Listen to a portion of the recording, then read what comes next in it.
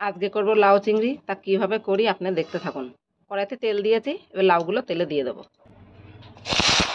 লাউ দিয়ে দিয়েছি, এর মধ্যে নুন দিয়ে দেবো আর একটু হলুদও দিয়ে দেবো। এটা একটু মিশিয়ে চাপা দিয়ে দেবো। চাপা দিয়ে হাফ রান্না করে নেব। আমি লাউয়ের মধ্যে 3-4টে লঙ্কা দিয়েছি, কাঁচা লঙ্কা। আর লাউটা হাফ রান্না করে নিয়েছি, এবার ঢেলে নেব। লাউটা ঢেলে নেব, ঢেলে ফোড়ন দেবো। তেল দেবো, এই তেলে শুকনো লঙ্কা আর তেজপাতা দেবো, কটা কালো জিরে দেবো। এই ফোড়নে চিংড়ি মাছ দিয়ে দেবো।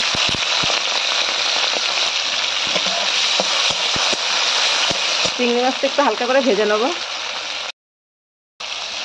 এবারে লাউটা ঢেলে দেবো এতে।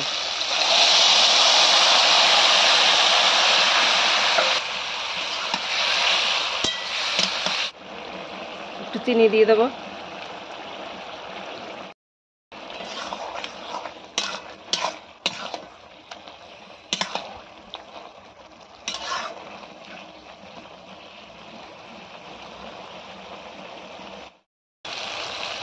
উপর দিয়ে একটু আটা দিয়ে দেবো,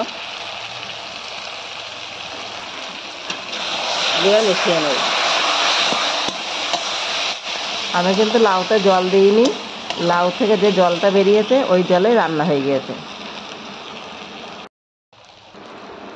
আমি কিন্তু একদমই সোজাভাবে লাউ চিংড়িটা রান্না করলাম। হয়ে গেছে আমার লাউ চিংড়ি, নামিয়ে নেব।